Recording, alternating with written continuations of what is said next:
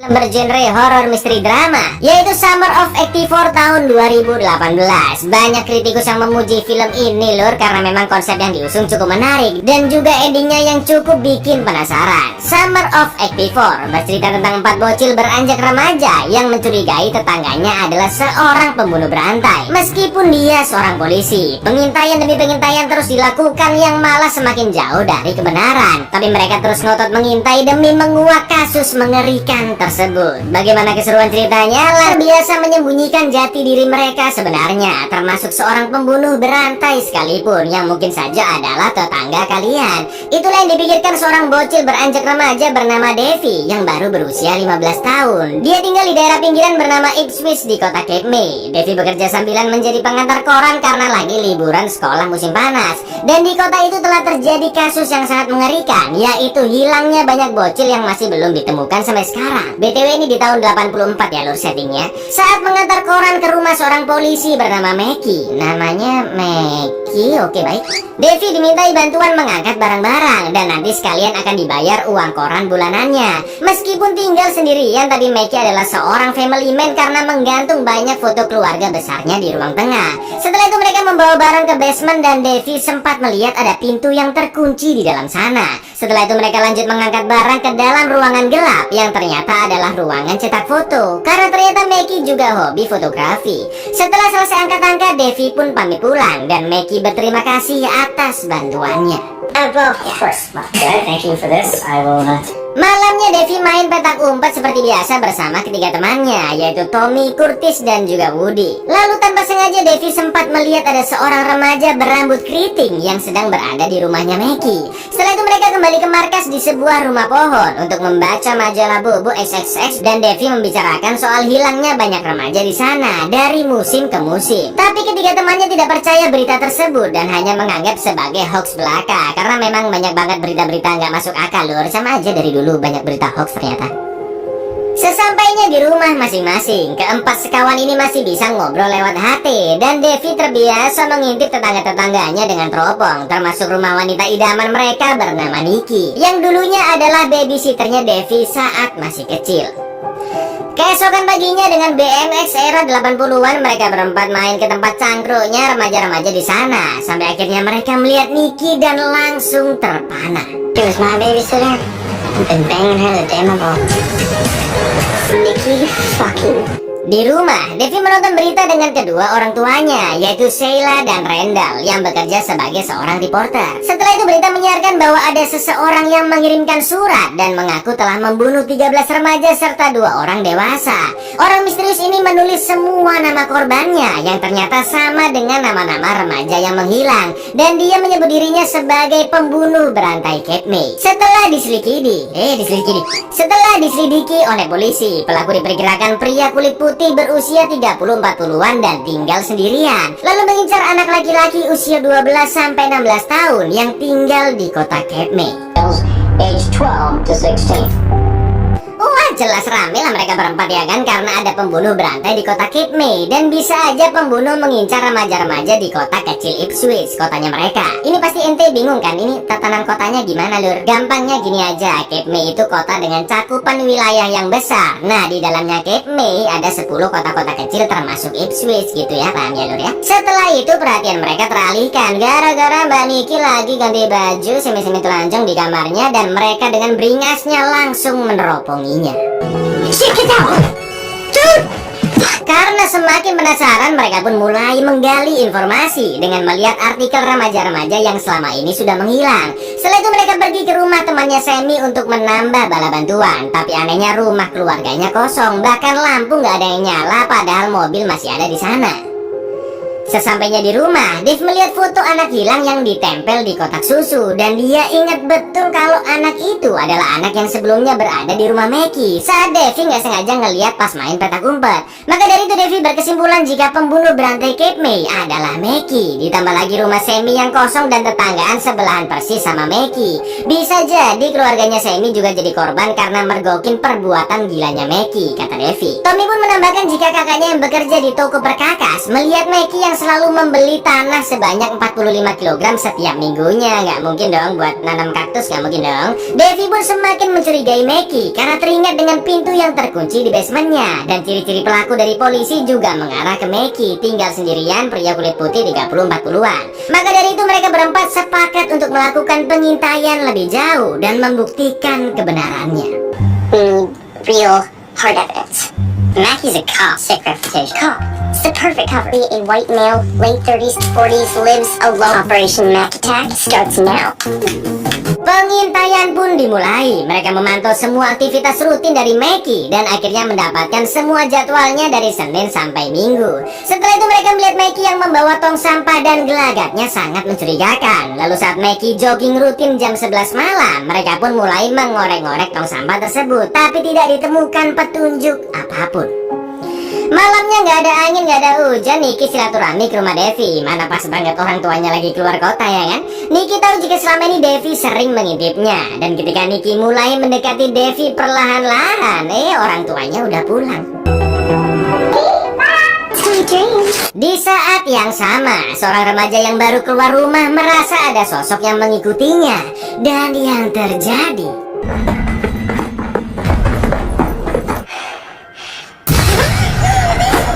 keesokan paginya mereka akan mengikuti kemana Meki pergi. Mana ini Woody nekat pakai mobil emaknya lagi ya kan. Untungnya emaknya masih tidur. Pagi itu terlihat Meki yang mampir beli banyak perkakas dan juga tanah. Mereka pun terus mengikutinya, tapi karena Woody nyetirnya takut-takut lelet kayak siput, mereka kehilangan jejak. Sampai akhirnya ada mobil polisi yang meminta mereka berhenti. Ternyata itu bukanlah Meki melainkan Cole yang juga mengenal mereka berempat. Kali ini Cole masih memaafkan dan meminta mereka segera pulang karena sudah banyak bocil-bocil yang menghilang.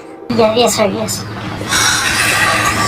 Devi yang masih memantau rumah Meki melihatnya baru pulang larut malam tapi dengan mobil yang berbeda. Devi pun sangat yakin jika semua perkakasnya pasti sudah disimpan di tempat yang lain. Lagi-lagi pandangan Devi teralihkan oleh Mbak Niki yang tiba-tiba menyapanya. Mereka pun lanjut ngobrol-ngobrol dan Niki menceritakan orang tuanya yang akan bercerai. Devi juga memberitahu kecurigaannya terhadap Meki bahwa dialah pembunuh berantai Cape May. Tapi Niki hanya tertawa terbahak-bahak karena nggak mungkin seorang polisi menjadi pelakunya. Berminggu-minggu sudah mereka mengintai tapi masih belum ditemukan petunjuk penting. Lalu mereka mencoba kembali datang ke rumah Semi yang sebelumnya terkunci. Dan anehnya sekarang pintu rumahnya bisa dibuka. Perlahan-lahan mereka masuk ke dalam dan tiba-tiba ternyata Niki dimintai bantuan membersihkan rumah dan menjaga kucing-kucing di sana. Sedangkan keluarga Semi bukan menghilang tanpa sebab, tapi lagi liburan musim panas dengan menyewa mobil lain. Niki pun semakin gak habis pikir karena mereka mengira Semi dan orang tuanya telah dibunuh oleh Meki, padahal lagi liburan. Karena kecurigaan mereka masih belum hilang, keesokan malamnya Devi pun punya ide untuk menaruh HT di dekat jendela rumahnya Meki. Siapa tahu mereka bisa dengar apa yang dibicarakan olehnya. Biar gak kepergok sedang mengintai, mereka sekalian main petak umpet bareng anak-anak lainnya dan pura-pura sembunyi di rumahnya Meki. Tommy dan Curtis yang bertugas mengintai Meki melihat dia yang membawa ember pemutih dan ada bercak darah di bajunya. Sampai akhirnya ketika HT sudah terpasang, ketahuan dong ya kan. Devi pun hanya bisa berharap Meki nggak berpikiran yang aneh-aneh karena HT yang dipasang tidak bisa didengarkan dengan baik. Keesokan paginya Dev akan membetulkannya saat Meki berangkat kerja. Tapi ternyata Devi langsung minta maaf karena semalam dia lagi main petak umpet dan alasannya datang ke rumah Meki saat itu untuk menagih uang koran. Meki pun mengajaknya ke halaman belakang untuk memberikan uangnya dan di sana Devi melihat ada bekas galian tanah yang sangat mirip dengan sebuah kuburan. Setelah uang koran diberikan, Devi pun pergi dari sana tapi tiba-tiba hatinya gemeresek-gemeresek ya kan. Dan Meki yang melihat itu mulai curiga. Lalu saat Devi mengintai rumah Meki jam 1 dini hari, tiba-tiba mampus diteropong balik sama Meki. Jelas dia sudah curiga dengan gelagat Devi akhir-akhir ini. Bukan hanya itu lur, tapi Meki ternyata sudah menemukan HT yang dipasang dan sengaja memamerkannya di jendela tadi biar dilihat oleh Devi. Devi yang sangat ketakutan pun meminta teman-temannya berkumpul di rumah pohon markas mereka. Karena tidak pantang menyerah, Devi berencana mengecek galian tanah yang seperti kuburan tersebut. Maka dari itu Curtis dan Woody diminta memantau pergerakan Meki saat jogging jam 11 malam. Sedangkan Devi dan Tommy akan mencari jasad di dalam kuburan itu. Woody dan Curtis terus mengintai Maggie yang masuk ke sebuah gudang setelah selesai jogging. Jadi di sana ada kayak gudang sewaan gitu lur. Maggie yang mengintip ke celah pintu melihat ada karung tanah bertuliskan NaOH. Lalu ketika Maggie mengeluarkan mobil VW-nya dan akan menutup pintu geredekannya, dia merasa ada orang yang mengintainya dari balik tempat sampah. Lalu ketika Maggie pergi mengeceknya, untung aja udah pindah tempat. Mereka pun langsung mengabari Davy dan Tommy karena kehilangan jejaknya Maggie. Tapi Davy dan Tommy masih sibuk menggali dan karena tidak ditemukan apapun di dalam tanah, mereka pun mencoba masuk ke gudang kecil di halaman belakangnya Maggie. Dengan skill nyolongnya, Tommy berhasil membuka gembok gudang dan terlihat di sana banyak perkakas-perkakas yang disimpan. Sampai akhirnya Davy menemukan kaos milik bocah keriting yang hilang dan ada noda darah di sana. Setelah itu mereka pun berkumpul kembali di rumah pohon dan memberitahukan temuan masing-masing. Davy dan Tommy menemukan kaos milik Dusty, si bocah keriting yang menghilang. Sedangkan Woody dan Curtis melihat ada banyak karung tanah, perkakas-perkakas yang tidak wajar, dan juga formula kimia bernama Noah, kata Woody. Ini Woody salah baca dong. Plok. Masa bahan kimia jadi nama band lur?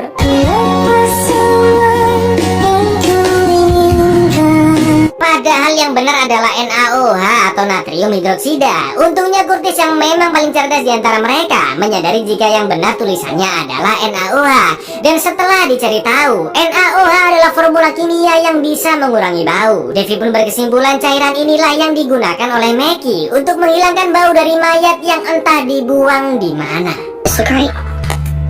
Yeah, that's the same thing. Using this stuff to cover up the smell from the dead body she's dumping someone. Mereka pun akhirnya memberitahu semua temuan ini ke orang tua Davy. Bukannya percaya, jelas mereka malah marah karena tuduhannya nggak masuk akal. Randall malah berpikiran yang dilakukan mereka adalah sebuah vandalisme karena telah memata-matai dan mencuri dari seseorang. Lalu Randall memaksa mereka berempat datang ke rumah Maggie sekarang juga untuk meminta maaf. Dan Davy mengatakan semua yang sudah dilakukan mereka berempat, termasuk kecurigaannya bahwa Maggie adalah pembunuh berantai Cape May. A few weeks ago, I thought I saw this in your house.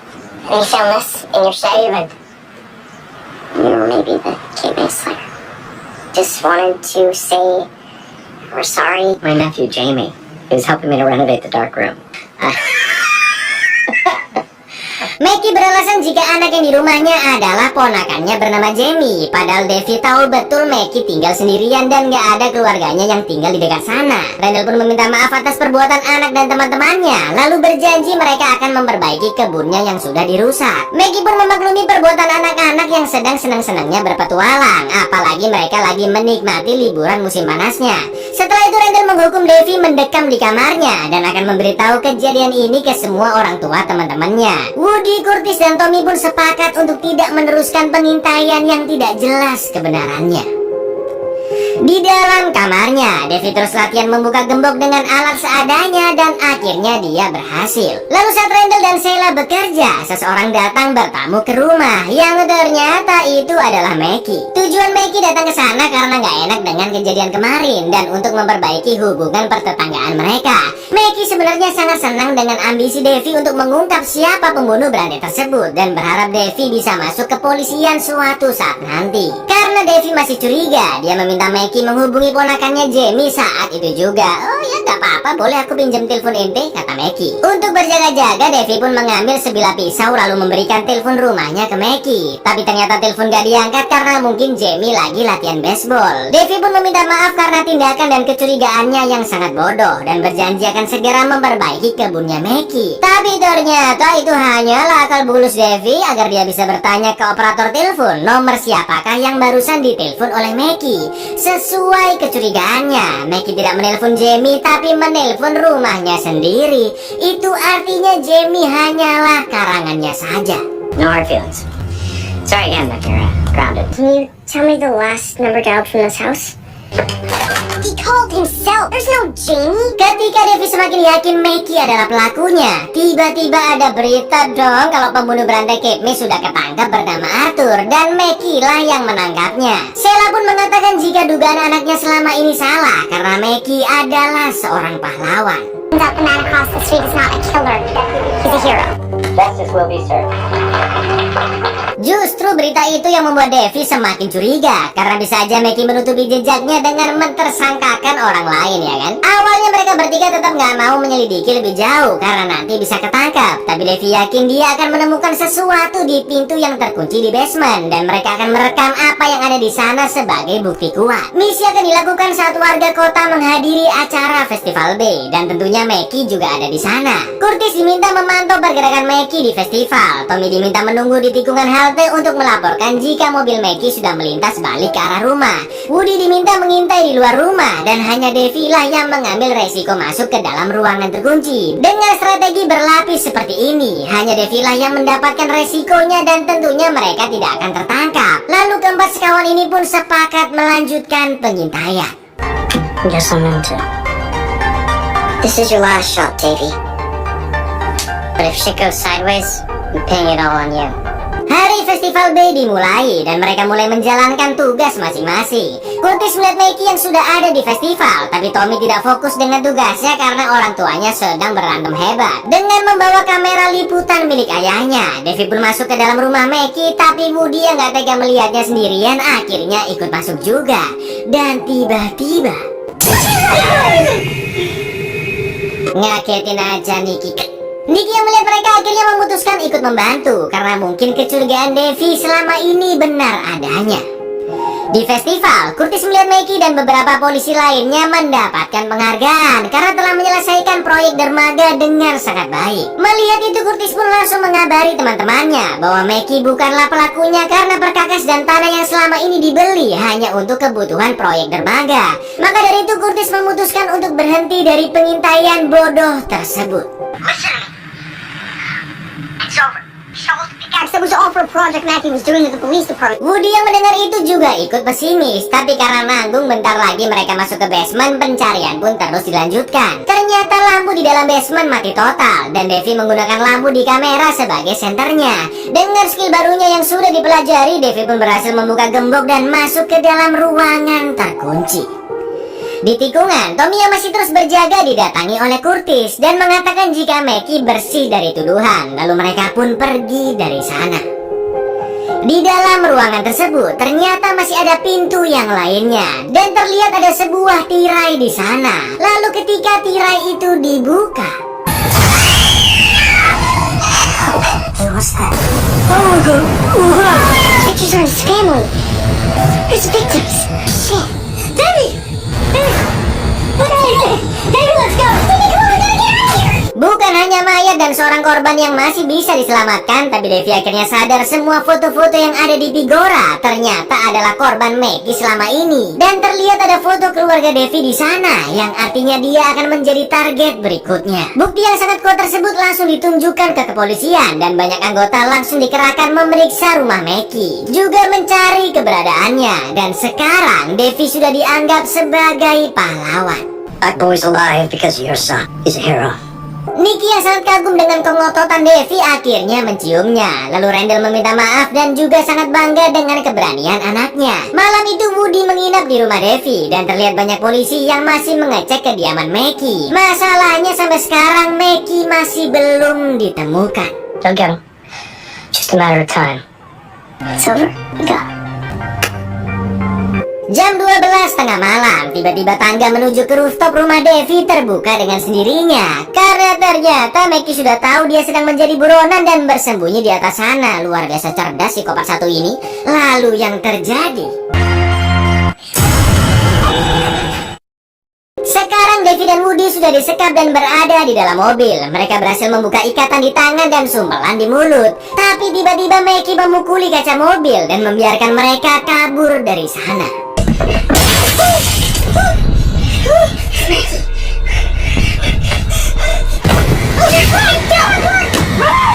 Ternyata mereka berdua ada di dalam hutan, dan dengan memakai pengeras suara, Meki mengatakan jika mereka sedang bermain petak umpet, seperti permainan favorit keempat bocil tersebut. Devi dan Woody terus berlari mencari jalan keluar, sampai akhirnya mereka menemukan lokasi di mana mayat-mayat selama ini dibuang dan sudah membusuk. Setelah itu Devi sengaja memancing Meki agar Woody bisa selamat dari kejaran, tapi Meki berhasil menyobek belakang pergelangan kehilangan kaki Devi dan lanjut mengejar Woody. Lalu yang terjadi,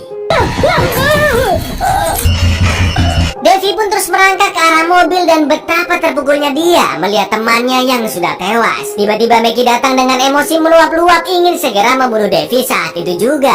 Tapi Meki langsung menenangkan dirinya karena dia tahu membunuh tidak akan cukup bagi Devi yang telah merenggut kehidupannya. Maka dari itu Devi sengaja dibiarkan hidup agar selalu dihantui trauma dan rasa ketakutan yang teramat sangat karena terus memikirkan sosok Meki yang bisa datang membunuhnya kapan saja. After you spent your life looking on, I am going to come back for you. I want you to keep. You stole my life! Your goddamn fault! I'm sorry. I'm sorry. Dengan berjalan terseok-seok, Devi akhirnya sampai di jalan raya. Dia ditemukan oleh pengemudi yang lewat dan akan diantar ke rumah sakit. Lalu Devi sempat melihat mobil polisi Meki yang sudah dibakar untuk menghilangkan jejaknya. Betapa bahagianya Randall dan Sheila melihat anaknya yang masih selamat. Dan saat sudah sembuh total, Devi hanya bisa meringkuk sangat ketakutan dan menangis di kamarnya. Setelah mental dan pikirannya sudah bisa dikuatkan, Devi pun kembali bekerja sambilan sebagai loper koran. Terlihat kedua temannya Curtis dan Tommy yang tidak menyapa sama sekali karena menyalahkannya atas kematian Woody. Lalu sesampainya di rumah Meki yang sudah dipasangi oleh polis lain, Devi pun membuka koran hari itu dan terlihat berita utamanya di mana Meki masih belum tertangkap. Serial killers live